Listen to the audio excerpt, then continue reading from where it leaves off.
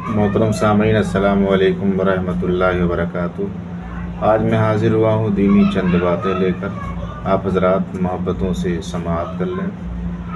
प्यारी बातें हैं। सुबह तैबा में हुई बढ़ता है बाड़ा नूर का, सदका लेने नूर का आया है तारा नूर का। तेरी नस्ल पाक में है बच्चा बच्चा नूर का, तू है ऐने नूर तेरा सब घराना नूर का।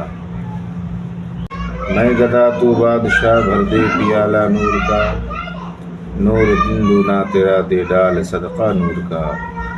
ऐ रज़ाए अहमद नूरी का फैज़ नूर है, हो गई मेरी गज़ल बढ़कर कसीदा नूर का।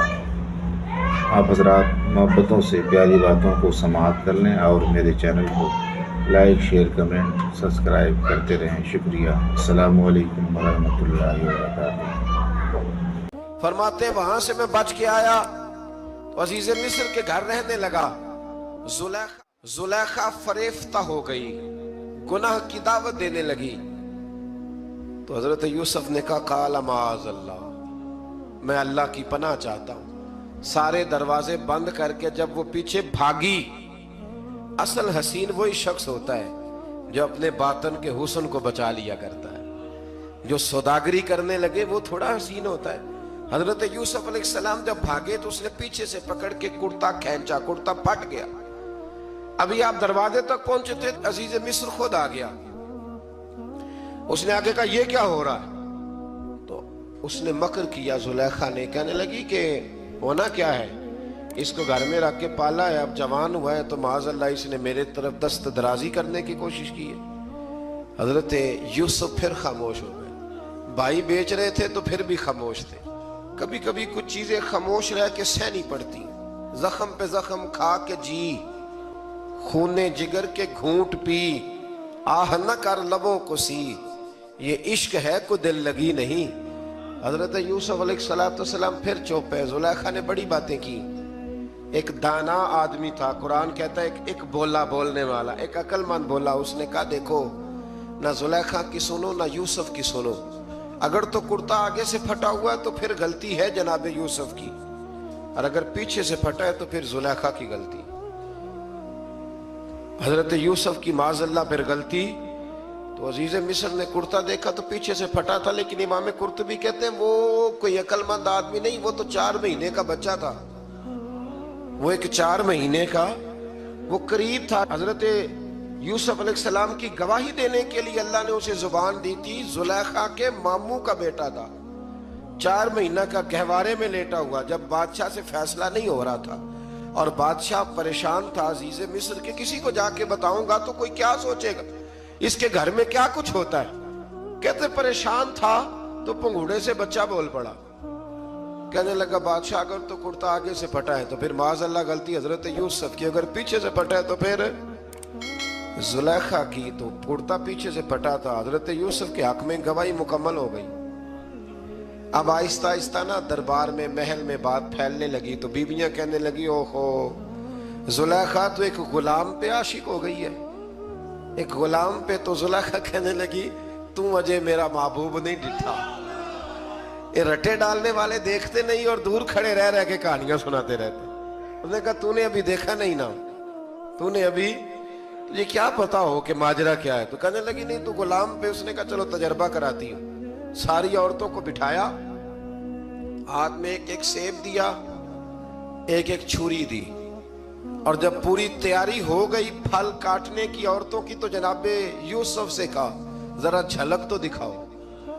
तो हजरत यूसुफ ने जब झलक दिखाई तो कुरान कहता है सेब काटने की बजाय हाथ काट लिए और कहने लगी ओहो ये कोई बशर नहीं, ये तो कोई फरिश्ता है, ये कोई फरिश्ता है, ये तो कोई अल्लाह तबारक व तआला की तरफ से आने वाला कोई करामत वाला, इज्जत वाला, शान वाला फरिश्ता है। तो जुलेखा कहने लगी समझ आई है फिर तो मुझ पर शिकवा करती थी। तो अब वो बात भी आहिस्ता आहिस्ता फैलने लगी कि हजरत यूसुफ अलैहिस्सलाम की गलती नहीं, गलती जुलेखा की है। अब बादशाह ने जुलेखा से कहा कि अगर तो मैं तेरी बात करूं तो तेरे साथ मेरी बदनामी का भी डर है, क्या करे? तय ये पाया कि हजरत यूसुफ को जेल में डाल दिया जाए। पहले भाइयों के थप्पड़, फिर कुआं, फिर मिस्र की मंडी, फिर जुलेखा का इल्ज़ाम, और फिर बारी आ गई जेल जाने की। तो हज़रत यूसुफ अलैहिस्सलाम को जेल में, कुछ ने लिखा है 12 साल जेल में रहे, जेल में डाल दिया। हज़रत यूसुफ अलैहिस्सलाम जेल में क्या करते? वाज फरमाते, तबलीग फरमाते, लोगों को अल्लाह की तौहीद की दावत देते। वहां जेल में ना एक शख्स ने ख्वाब देखा, उसने देखा कि मेरे सर पे ना परिंदे खा रहे। तो हज़रत यूसुफ कहने लगे इसकी ताबीर ये है कि तुझे कत्ल किया जाएगा, और तेरी लाश कुछ देर पड़ी रहेगी तो परिंदे तेरे सर पे आके बैठेंगे, ये ताबीर है। ऐसा ही हुआ, वाकई वो शख्स कत्ल हो गया। एक शख्स ने देखा कि वो शराब कशीद कर रहा है, उसने भी ताबीर पूछी तो आपने फरमाया तो अपने बादशाह को पिलाएगा। महसूस होता है कि उतनी देर तक शराब ना जाए। पता करते करते पता चला कि एक बूढ़ी अम्मा है, उसे पता है ताबूत कहाँ है, वो किधर है ताबूत, तो बूढ़ी अम्मा को पता है। हजरत मूसा बूढ़ी के पास गए, कहने लगे अम्मा वो तुझे पता है यूसुफ की कब्र कहाँ? कहने लगी पता है। तो कहा अम्मा फिर बता दो। कहने लगे मुफ्त में बता दूं, नबी के मजार का ड्रेस और फ्री में बता दूं, ये कैसे हो सकता है? तो हजरत सैयदना मूसा फरमाने लगे चल कीमत ले, तबरानी की हदीस है, हुजूर बयान फरमाते हैं। हजरत मूसा कहने लगे बता क्या लेगी? कहने लगी मुझे ना जन्नत में वो वाला मकान दिलाएं जिसके पड़ोसी मूसा अलैहिस्सलाम हो, मेरी और आपकी दीवार इकट्ठी हो, किया खीदा कंध, अल्लाह अकबर। तो हजरत मूसा कहने लगे चल अम्मा मेहरबानी कर, जन्नत मांग ले, अब तो पड़ोस ही मांगने लग गई है। तो अब नबियों का दर्जा तो बड़ा होगा, तो देने वाला अल्लाह है, मैं दुआ करता हूं। तो कहने लगी जी ठीक है, अगर आप नहीं देते तो मैं एड्रेस नहीं बताती। तो हुजूर फरमाने लगे इससे तो वो अच्छी थी। हजरत मूसा ने अर्ज की कि या अल्लाह ये नहीं बता रही तो अब क्या करूं? फरमाया मूसा वादा तू कर ले, मकान मैं दे दूंगा, वादा कर ले। तो हजरत सैयदना यूसुफ का मर्तबा देखिए कि उनके मजार का पता बताने के लिए, मजार का पता बताने के लिए उस खातून ने हजरत मूसा से जो कीमत ली वो ये थी कि मैं जन्नत में आपकी पड़ोसी बनूंगी, फिर एड्रेस बताऊंगी। तो हजरत मूसा ने वादा किया, तो फिर उसने पता बताया कि फलां जगह मजार है। ये तकरीबन सैकड़ों साल बाद हजरत मूसा वो वहां से निकाल के ताबूत तो अपने साथ लेकर के गए। ये वो वाकया जिसे कुरान ने अहसनुल क़सस करार दिया। अल्लाह करीम ने हमें इस वाकये में ये बताया है कि मामलात जिंदगी से घबराया ना करो। जब भी कोई आजमाइश आती है ना तो फिर अल्लाह दो आसानियां अता करता है। और ये भी याद रखें जो आसानियों वाले होते हैं ना, आजमाइशें भी उन्हें ही आती हैं। जो लाडले ज्यादा होते हैं, कई दफा तकलीफें भी ज्यादा। अल्लाह ताला लाडलों को तकलीफों से महफूज रखे, लेकिन तकलीफें भी ज्यादा उन्हें ही आती हैं। हजरत यूसुफ लाडले थे तो सीधे कुएं में गए थे, लेकिन अल्लाह बड़ा करीम है, भाइयों ने 20 दिरहम कीमत लगाई तो रब करीम ने फरमाया देखना फिर मैं अपने यूसुफ की क्या कीमत बयान करता। फिर करोड़ों और अरबों कीमत लगी, फिर कहां की आजमाइश थी, कहां की बात थी। वो हर जगह साबिर रहे, किसी जगह उनका कुछ शिकवा नजर, एक तकवा, दूसरा सबर, खामोशी। हम लोग ना बोल के लड़ के फतह हासिल करना चाहते हैं। याद रखना, आखिरी बात अर्ज करने लगा हूं, सबर करना और काम करना, सबर करना और अपने हिस्से का रिजल्ट अपनी मर्जी का ना मांगना, रिजल्ट रब करीम की मर्जी का। नतीजा सबर करें और अपने हिस्से की ड्यूटी करें, फिर देखें अल्लाह कितना अता फरमाता है। ड्यूटी में भी कमजोरी ना करें और बेसब्री का मुजाहरा भी कभी न करें। अल्लाह ताला हमें हजरत यूसुफ का सदका नसीब फरमाए। आखिर दावा यार। तो तू उसको शराब पिलाएगा, ये उसकी ताबीर है। वक्त गुजरता गया, वक्त जो होता है ना, वक्त ये खुद ब खुद लोगों की बेगुनाही साबित कर देता है। एक वक्त में ना प्रोपेगेंडा होता है तो हर आदमी प्रोपेगेंडे का शिकार होता है। फिर जब वक्त गुजरता जाता है तो खुद ब खुद वक्त का गुजरना कुछ चीजों का खुद ब खुद हाल बन जाता है। हजरत यूसुफ अला नबीना अलैहिस्सलातु सलाम को जब 12 साल बीत गए तो बादशाह ने, अजीज मिस्र ने ख्वाब देखा।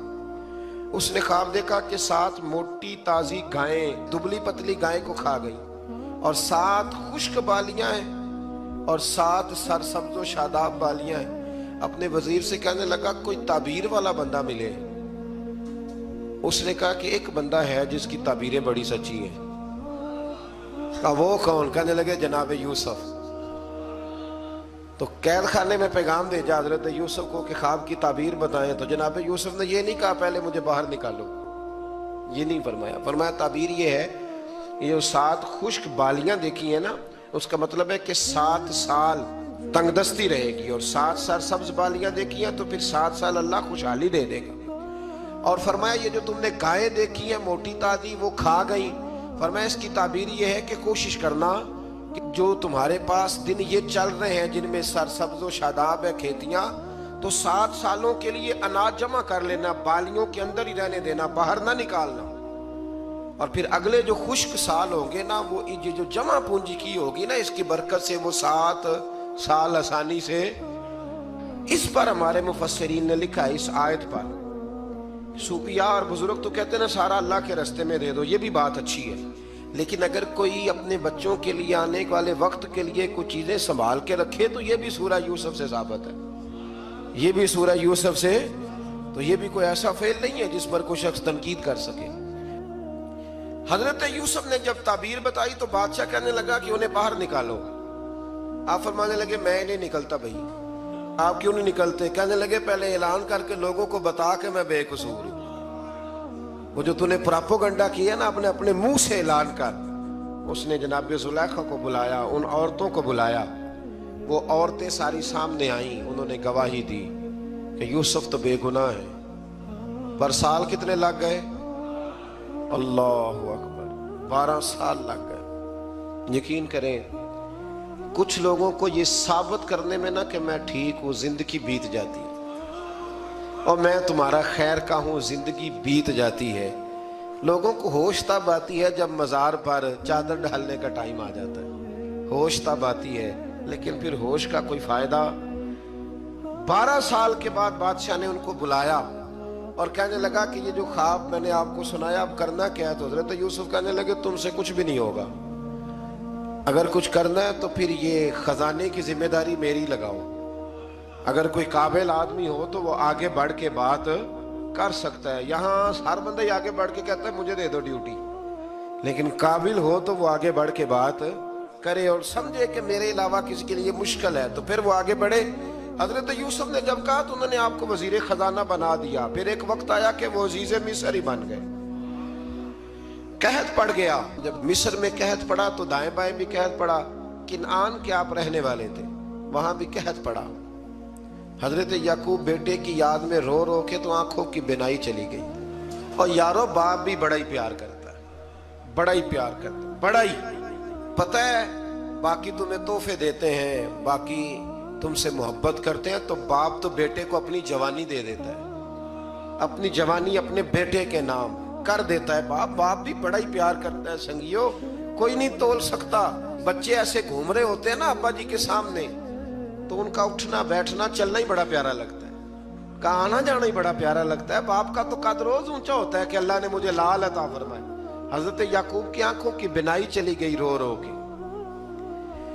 بھائی حضرت یوسف کے جب قحط پڑا تو انہیں پتا چلا کہ ایک واحد شہر مصر ہے جہاں گندم سٹاک ہے، کیونکہ حضرت یوسف کو پتا تھا، خواب بادشاہ دیکھ چکا تھا. تو آپ نے مال 7 سالوں کے لیے جمع کر لیا.